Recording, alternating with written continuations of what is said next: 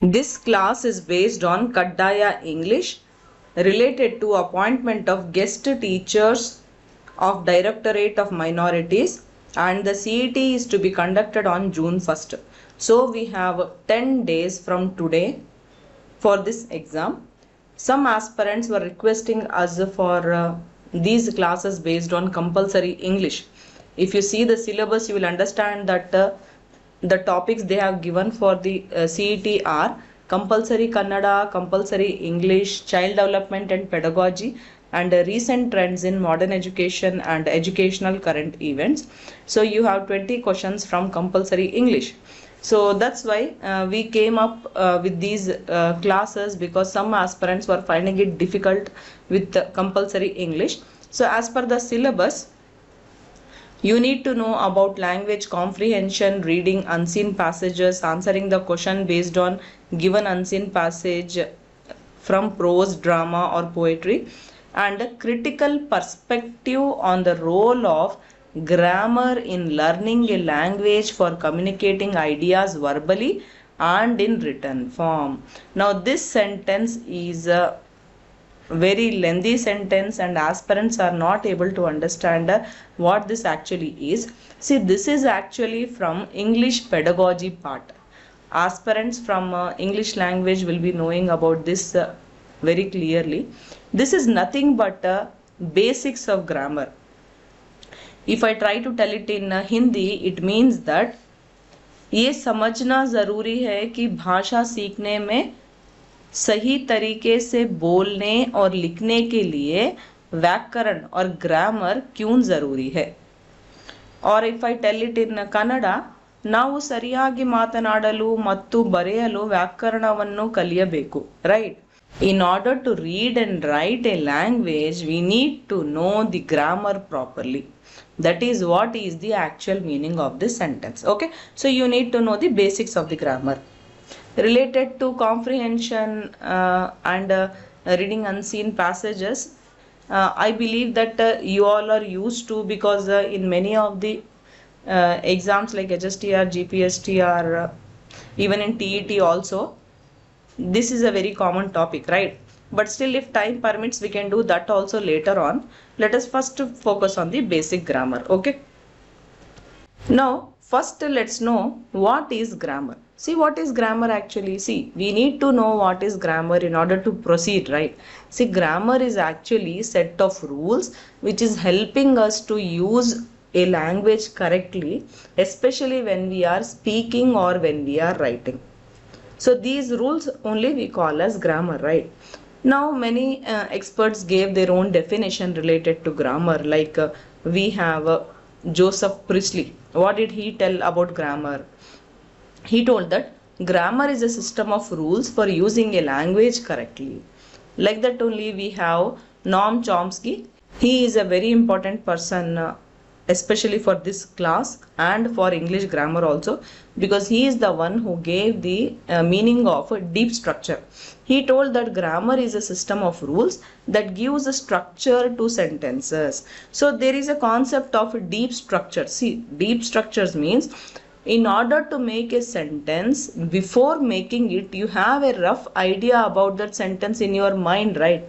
So that sentence, before you are executing, before you are telling, before you are speaking or before you are writing, what is there in your mind, no, that we call as deep structure. After planning out the sentence, what you speak out or what you write or what you execute, no, that we call it as a surface structure. Okay, so Noam Chomsky believed that every human being is having a inside capacity to understand grammar and to make sentence, okay, of his or her own language. Okay, then we have Dr. Sweet. He told that grammar is like the practical analysis or the anatomy of a language.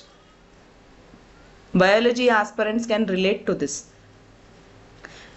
You know what is the anatomy of our body, right? Like that only grammar is the anatomy of a language, he told. Then Dr. West, he told that grammar is not about strict rules and all that. It is like a good manners. This grammar is showing how the educated person speaks. Another expert named Champion, he told that grammar is the study of language by experts to find out the rules people use naturally. So he put it in a ulta manner. He is telling that whatever we speak, no, there are some experts who are studying our language the way we are talking. That study is called as grammar. Okay, clear, right? So they can ask questions based on these definitions also. So that's why I thought that to start with the basic of grammar, this is a very important point of the definition of the grammar given by the experts. Now let's talk about types of grammar. There are roughly 4 to 5 types of grammars. First type is a prescriptive grammar. Now prescriptive grammar is the one which is focusing on just rules of a correct language. For example, we have this sentence, he doesn't know anything. This is a correct sentence. If you are telling it like this, he don't know nothing, means it is an incorrect sentence. So basically prescriptive grammar tells us how we should speak. It focuses on rules of the correct language. We have another type of grammar known as a descriptive grammar. This is the ulta of prescriptive grammar. The descriptive grammar describes how people are actually speaking. So even if you tell he don't know nothing, then it comes under casual speech. It is not wrong when you talk about descriptive grammar. Okay, so here accepting language as it is used in a casual speech is known as descriptive grammar. Another type of grammar is a traditional grammar. As the name only indicates, it is based on old texts and classical languages like maybe Latin. For example, you are teaching sentence parts like noun, verb, objective, tenses and all that in your class, right? This is actually a traditional grammar. We are following one textbook of grammar known as Wren and Martin right from our school days, right? So we are following those scholarly rules from the past. That is known as traditional grammar. Then we have this structural grammar. Structural grammar actually focus on structure of the sentence. For example, we have this sentence, the boy kicked the ball. Here there is a subject, the boy is a subject, there is a verb, that is kicked is a verb, there is a object, ball, right? So here the grammar is focusing on the structure of the sentence which constitutes subject, verb and object. This type of grammar is known as structural grammar. Then we have the most important transformational generative grammar. Now this idea of transformational generative grammar was given by the renowned Noam Chomsky. He was the one who explained how humans are forming new sentences from basic ones. Like for example, this is a basic sentence. She is reading a book. This can be transformed into a question. What will be the question framed for this sentence? Is she reading a book? This is a transformed question from the basic sentence. Now this sentence, the transformed one, is having 3 parts. Sounds, that is related to phonology, structure which is related to syntax, and meaning which is related to semantics. Right. Now sounds means, see, she is reading a book is different from is she reading a book. Right. She is, pronouncing she is very much different from is she, right? So there is difference in sound. Then there is a difference in the structure also. The words are jumbled here if you compare both the sentences. Then the meaning is also different. In the basic sentence, you are giving the information. In the question, you are asking the information, right? So these are the different things here. And also in the transformed question, you have auxiliary part, you have subject, you have a verb and you have a object. All these things are included here. This is known as transformational generative grammar, and this was given by Noam Chomsky. Remember, they can ask as a question. Okay. Now, when we talk everything about grammar, it is important for us to know about the place of grammar in school curriculum. See, first of all, grammar is very important part of language learning, right? According to the philosopher Chapman, students must know word order, tenses, sentence joining, idioms, etc. That is the main part where the grammar comes into picture. The main key points related to place of grammar in school curriculum means, first point is that you should teach descriptive grammar to your children in the class. Then you should start grammar informally and naturally in early stages. Don't take it formally and scare your children in the class, right? Because a child is always scared of the grammar first of all. So things should become easy for your class. That is how you have to start grammar informally and naturally in early stages, right? Right in the baby class only, if you start speaking little bit in the class, things will become very easy for the children who go to LKG, UKG and so on, right? Then grammar should have a secondary place. It should not be given more importance when you compare it to use of language. See, that is how actually happens, right? Even a small child, when the child is learning, either it is Hindi, English, Urdu or Kannada, the child will first tell words, right? It will say Amma, Appa, or it will say Ammi, Baba, or Mummy, Papa. First the child will learn words, then the child will learn the connecting words. Then the child will learn to make the sentences. So that is the strategy even you should apply in teaching English grammar in your classroom. Okay, clear, right? Now, what are the methods of teaching grammar then? See, one is the traditional method, which is using your grammar book, rules and examples. But this is having many limitations, like too much of memorization is there.